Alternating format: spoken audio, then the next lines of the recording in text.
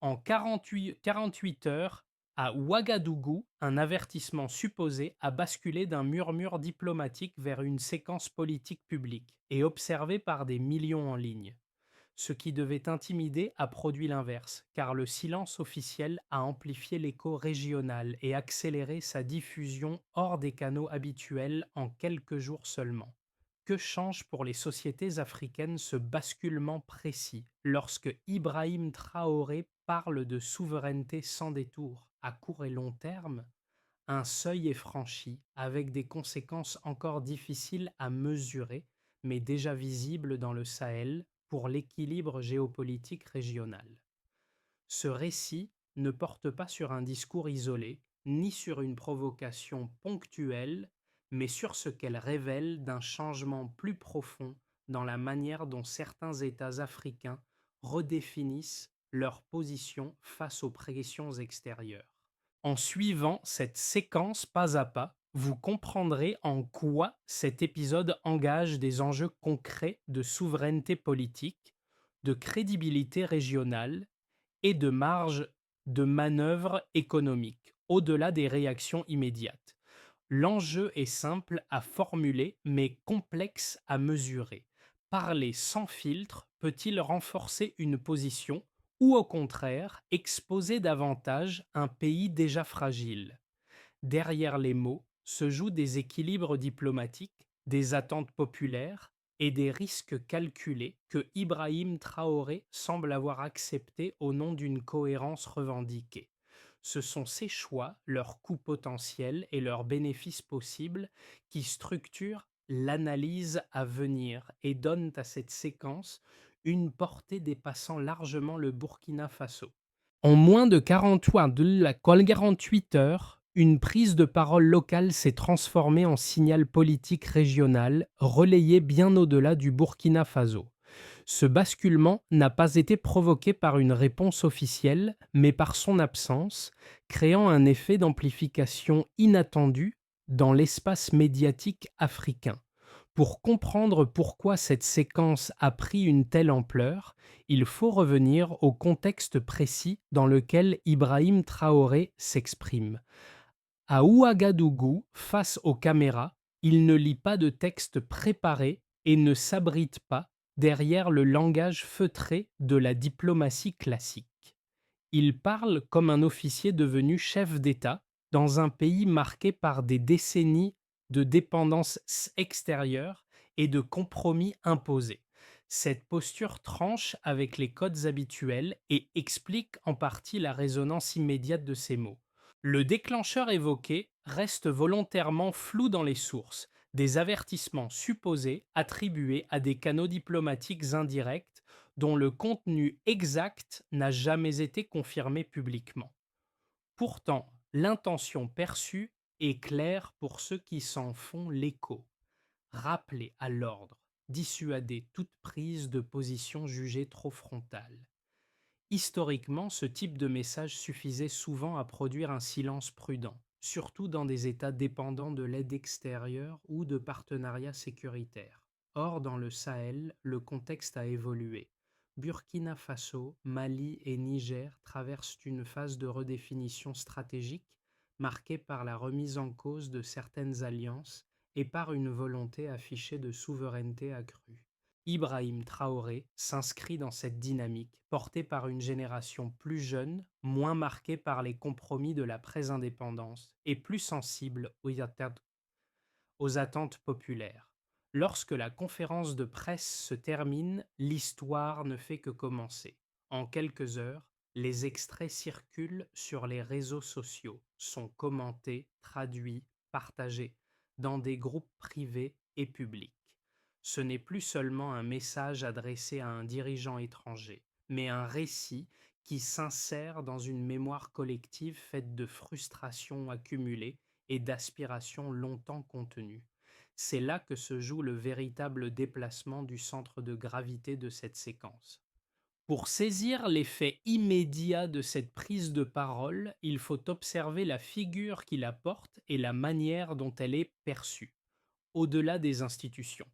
Ibrahim Traoré apparaît alors moins comme un orateur classique que comme un repère symbolique incarnant une rupture de ton attendu par une partie de l'opinion publique sahélienne. Son âge, son parcours militaire et son absence de langage diplomatique codifié contribuent à cette perception d'authenticité, qu'elle soit approuvée ou contestée. Dans les heures qui suivent la diffusion des images, l'impact se manifeste d'abord à un niveau très concret. Des citoyens ordinaires relaient les extraits dans des cercles privés, des groupes communautaires et des espaces numériques informels. Le message est repris non pour sa technicité politique, mais pour ce qu'il semble exprimer. Une parole directe, sans précaution excessive, là où la retenue avait longtemps été la norme. Cette appropriation rapide explique pourquoi la séquence dépasse le cadre d'une simple conférence de presse. Parallèlement, certains dirigeants régionaux réagissent par des signes publics de soutien, parfois limités à un partage ou à une déclaration brève. Ces gestes, modestes en apparence, signalent que l'intervention n'est pas perçue comme isolée, mais comme l'expression d'un climat politique plus large. À ce stade, il ne s'agit pas encore d'alliances formalisées ni de décisions coordonnées, mais d'une reconnaissance mutuelle implicite. L'impact précoce se mesure aussi dans les débats qu'il suscite.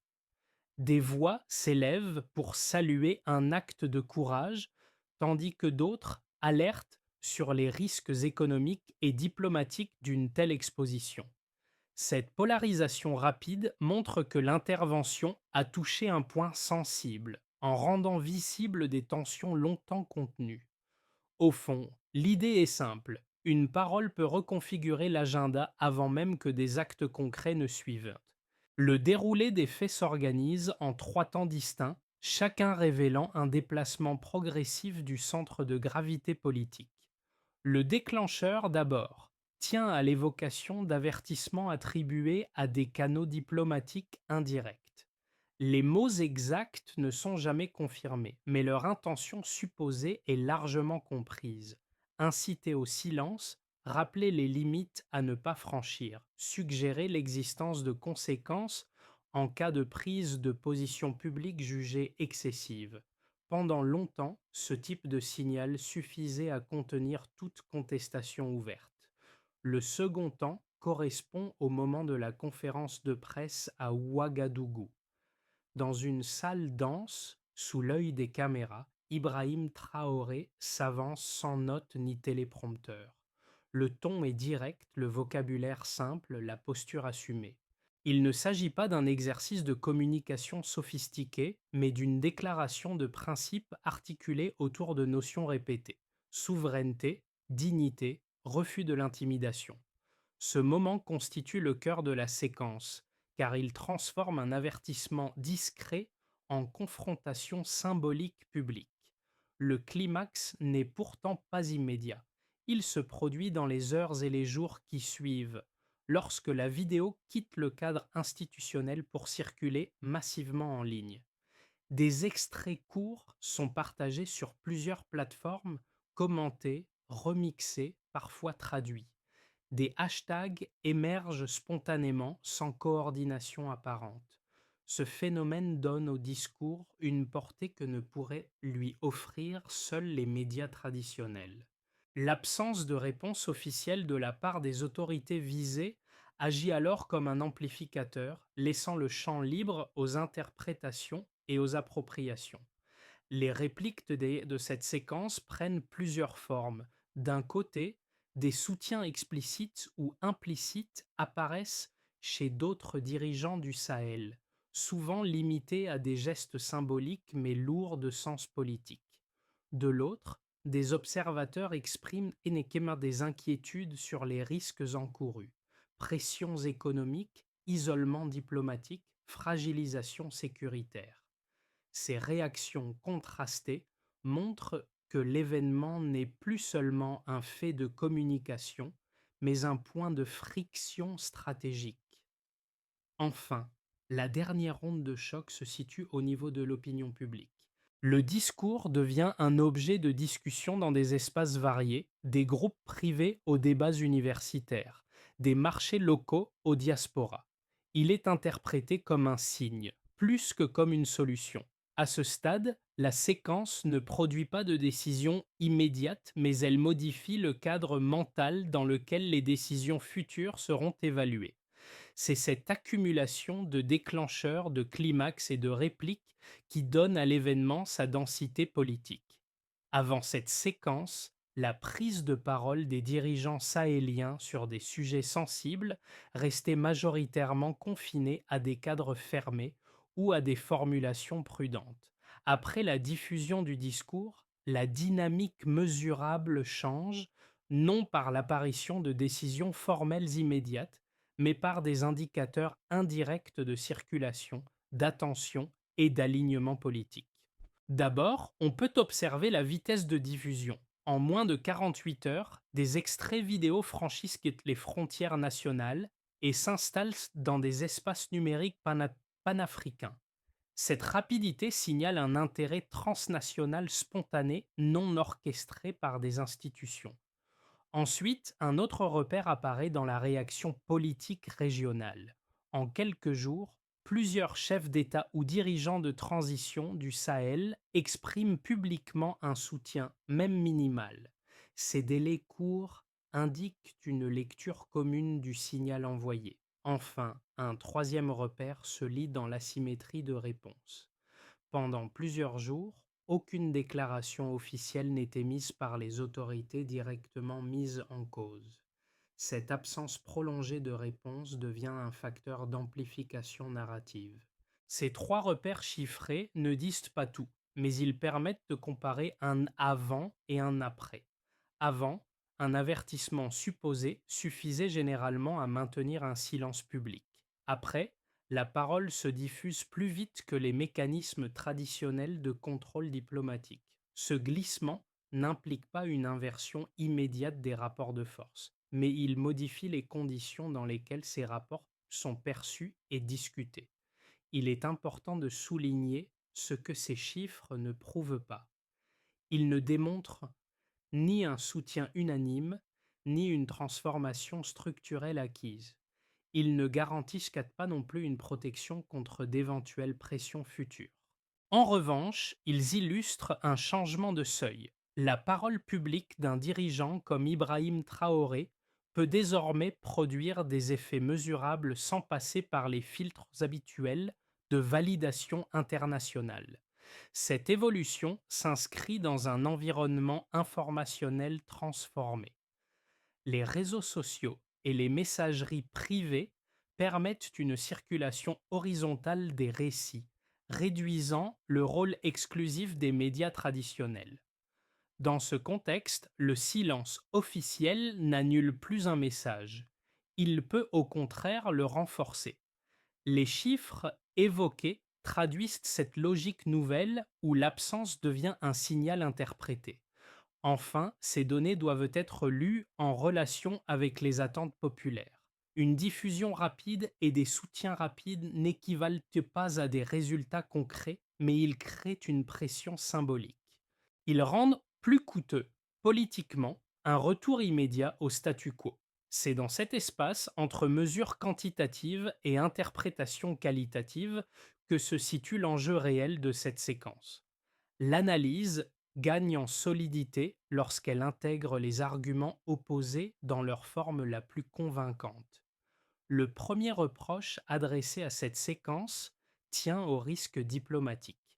Selon cette lecture, une prise de parole aussi frontale fragilise inutilement un pays déjà exposé en réduisant ses marges de négociation avec des partenaires disposant de leviers économiques, sécuritaires et financiers bien supérieurs.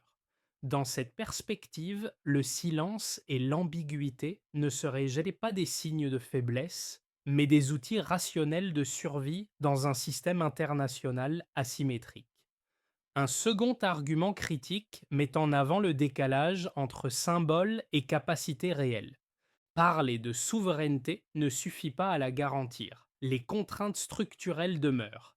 Dépendance aux importations, vulnérabilité budgétaire, insécurité persistante. Une rhétorique perçue comme excessive pourrait créer des attentes populaires difficiles à satisfaire, exposant le pouvoir à une désillusion rapide. Dans ce cadre, le danger ne serait pas extérieur, mais interne, nourri par l'écart entre discours et résultats tangibles. Ces deux objections reposent sur des constats plausibles et historiquement étayés. De nombreux exemples montrent que des prises de position symboliques peuvent entraîner des représailles indirectes ou des coûts économiques différés. Toutefois, ces arguments supposent que le statu quo offre encore une protection suffisante.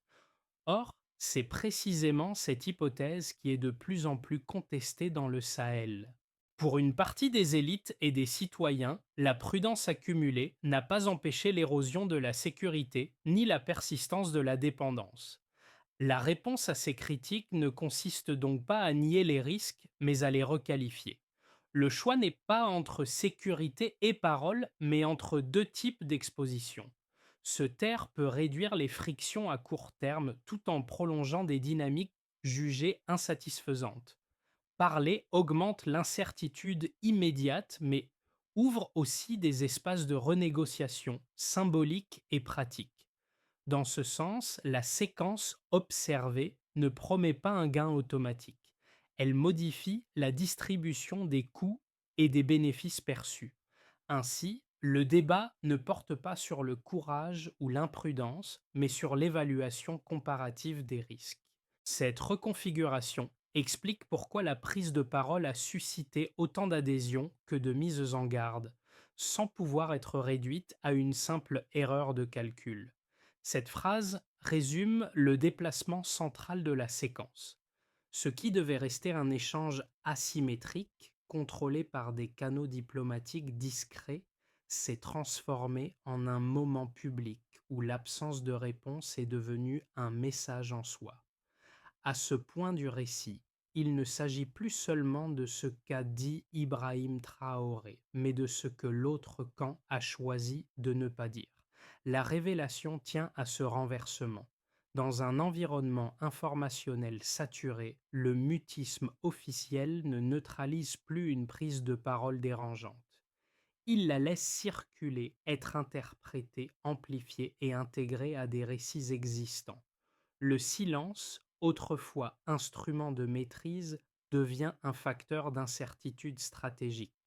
Il ouvre un espace que d'autres acteurs, étatiques ou non, remplissent rapidement. Ce moment marque un changement de cadence. Les observateurs ne scrutent plus seulement les intentions du dirigeant burkinabé, mais évaluent les limites des réactions traditionnelles face à des dynamiques numériques décentralisées. La question implicite n'est plus fallait-il parler, mais comment répondre quand la non-réponse alimente le débat. Cette interrogation s'étend bien au-delà d'un cas particulier et concerne l'ensemble des rapports entre puissances établies et États cherchant à redéfinir leur position. En ce sens, le point médian du récit révèle une fragilité inattendue. Les outils classiques de gestion du dissensus perdent de leur efficacité lorsque l'attention publique devient le principal terrain de confrontation. C'est ce glissement, plus que la déclaration initiale, qui redéfinit les règles du jeu. Pour les États de la région, la première conséquence est politique.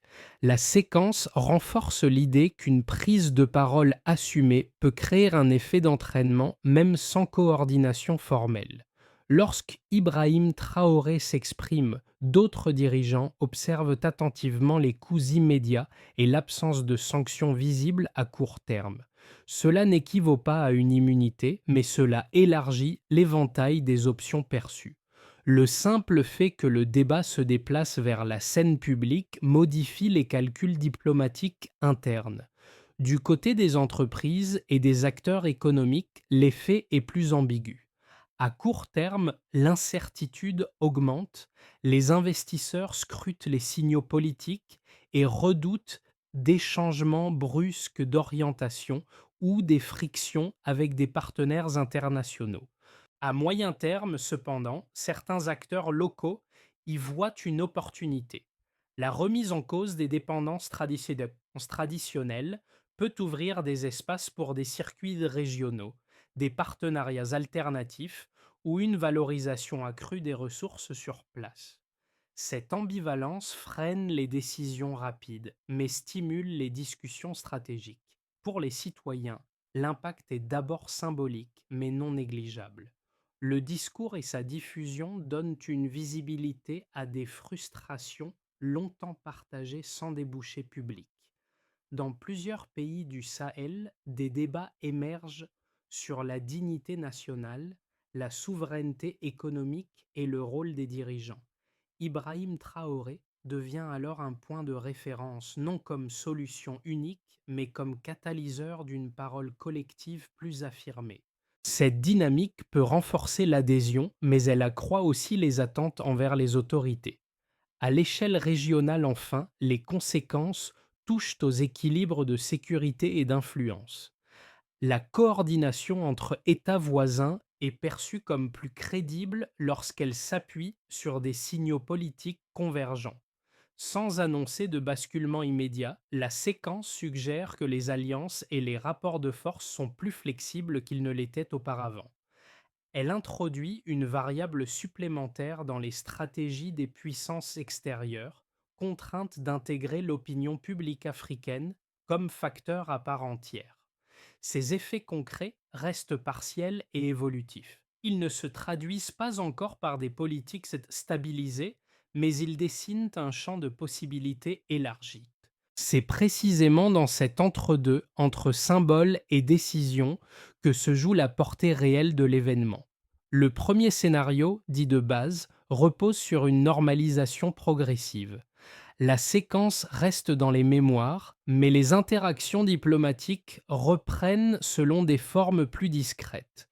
Les prises de parole publiques se raréfient, tandis que les échanges se déplacent vers des canaux bilatéraux ou régionaux.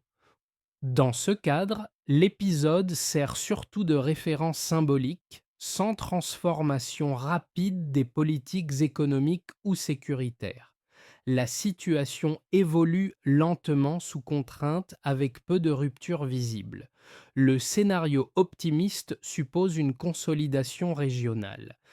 Les États du Sahel parviennent à coordonner davantage leurs positions, au moins sur certains dossiers clés, ce qui réduit les risques d'isolement individuel. Cette convergence crée un levier de négociation accru face aux partenaires extérieurs et favorise l'émergence de solutions régionales, notamment économiques.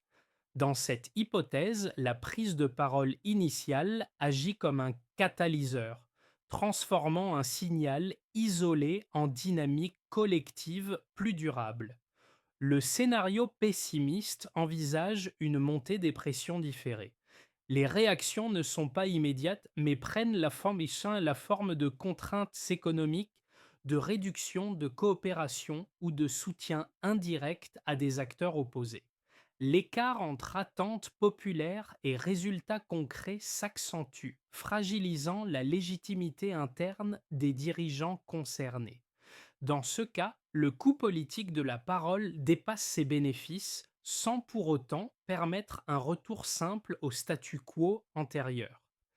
Face à ces trajectoires possibles, une recommandation de lecture s'impose.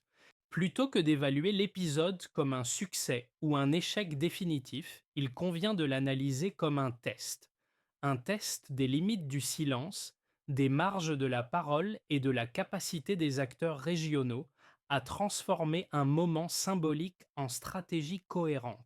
C'est cette capacité d'apprentissage collectif plus que le discours lui-même qui déterminera l'issue réelle dans les mois à venir. Pour une première catégorie de spectateurs, celle qui suit l'actualité internationale de manière régulière, la séquence agit comme un rappel des mécanismes réels du pouvoir. Elle montre comment une parole publique peut déplacer l'attention, créer des contraintes nouvelles et révéler les limites de certains réflexes diplomatiques. L'intérêt ici n'est pas l'adhésion ou le rejet, mais la compréhension plus fine des rapports asymétriques et de la façon dont ils évoluent dans un environnement médiatique transformé. Un second groupe, plus directement concerné par les réalités africaines ou sahéliennes, perçoit l'épisode à travers le prisme du vécu quotidien. La prise de parole renvoie à des expériences concrètes de dépendance économique, de sécurité fragile ou de frustration politique accumulée. Pour ces publics, l'impact réside moins dans les conséquences immédiates que dans la légitimation d'un débat longtemps relégué à l'arrière-plan. Le simple fait que ces sujets soient formulés publiquement modifie le sentiment de visibilité et de reconnaissance. Un troisième ensemble de spectateurs, plus éloignés géographiquement ou culturellement, découvre surtout la complexité des dynamiques en jeu. L'épisode invite à dépasser une lecture simplifiée de l'Afrique comme espace passif, pour la considérer comme un acteur traversé par des choix stratégiques, des désaccords internes et des arbitrages risqués. Cette prise de conscience ne produit pas d'action directe, mais elle peut influencer la manière dont les événements futurs sont interprétés et jugés. À l'échelle individuelle, l'impact est donc progressif. Il ne s'agit pas d'un appel à l'engagement immédiat, mais d'une incitation à reconsidérer certaines certitudes. Comprendre pourquoi une parole résonne, pourquoi un silence pèse, et comment ces éléments interagissent avec les attentes populaires permet d'aborder l'actualité avec davantage de nuances. C'est dans cette capacité à lire entre les lignes que réside l'effet durable de la séquence sur le public. La première étape consiste à stabiliser le message politique dans le temps. Une prise de parole ponctuelle, aussi marquante soit-elle, ne suffit pas à structurer une trajectoire. Il s'agit donc de clarifier les objectifs poursuivis, d'en préciser les limites et d'éviter que l'ambiguïté n'alimente des attentes irréalistes. Pour Ibrahim Traoré, cela implique de transformer une déclaration symbolique en ligne directrice compréhensible, tant à l'intérieur qu'à l'extérieur du pays. La deuxième étape relève de la coordination régionale. Les signaux de soutien observés doivent être consolidés par des mécanismes réguliers d'échange et de décision entre États voisins. Sans alignement minimal, la parole isolée redevient vulnérable. En revanche, des positions concertées, même partielles, permettent de répartir les coûts et de renforcer la crédibilité collective face aux partenaires extérieurs. Troisièmement, il est nécessaire d'adosser le discours à des mesures concrètes, même limitées. Cela peut passer par des ajustements économiques ciblés, des initiatives régionales ou des priorités clairement hiérarchisées. L'objectif n'est pas de produire des ruptures spectaculaires, mais de montrer une cohérence entre les mots et les actes, condition essentielle pour maintenir la confiance interne. La quatrième étape concerne la gestion des risques. Toute stratégie de visibilité accrue suppose d'anticiper des pressions différées. Identifier ces risques, préparer des réponses graduées et préserver des canaux de dialogue réduit la probabilité d'escalade non maîtrisée. Cette prudence n'annule pas la fermeté du message, elle en prolonge l'efficacité. Enfin, la dernière étape est celle de l'évaluation. Mesurer régulièrement les effets politiques, économiques et sociaux des choix opérés permet d'ajuster la trajectoire. La feuille de route n'est pas figée, elle repose sur une capacité d'adaptation continue, seule garantie pour transformer un moment symbolique en processus durable. Le récit revient alors à l'image initiale. Une salle dense, des caméras braquées et un homme avançant sans note vers un micro. Ce moment, devenu familier par sa diffusion répétée, fonctionne désormais comme un repère. Il rappelle que certaines séquences ne valent pas seulement par leurs effets immédiats, mais par ce qu'elles rendent possible dans l'imaginaire collectif. Ibrahim Traoré, volontairement ou non, s'est inscrit dans cette lignée de figures associées à des ruptures de ton, plus qu'à des résultats instantanés. Ce qui persiste après la circulation des vidéos, ce sont les conversations qu'elles ont déclenchées. Dans les espaces privés comme publics, le discours est devenu un point de comparaison, un avant et un après dans la manière de parler de souveraineté et de dignité. Même ceux qui en contestent la portée reconnaissent qu'un seuil a été franchi, au moins sur le plan symbolique. Cette reconnaissance, discrète mais diffuse, donne au moment une profondeur émotionnelle durable. La conclusion n'est ni triomphale ni désabusée. Elle s'inscrit dans une zone intermédiaire faite d'espoir prudent et de lucidité. Un symbole, aussi fort soit-il, ne remplace pas le travail quotidien de gouvernance ni la résolution de problèmes structurels, mais il peut modifier ce que les sociétés considèrent comme pensable. C'est dans cette capacité à élargir l'horizon des possibles que réside l'essentiel de l'héritage du moment observé. Une phrase s'impose alors, simple et sans emphase excessive. La parole a ouvert une porte. Ce qui comptera désormais, ce sont les pas faits après le seuil par un dirigeant, par des institutions et par des citoyens appelés à transformer un instant de clarté en trajectoire collective.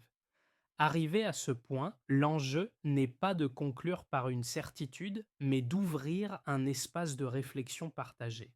La séquence observée, ces silences comme ces paroles, invite à regarder autrement la manière dont se construisent aujourd'hui les rapports de force, non seulement entre États, mais aussi entre dirigeants, opinion publique et récits dominants. Elle rappelle que l'attention collective est devenue un terrain politique à part entière. Pour chacun, le prolongement peut être modeste. Prendre le temps de confronter différentes sources, comparer les interprétations, distinguer ce qui relève du symbole et ce qui relève de l'action concrète.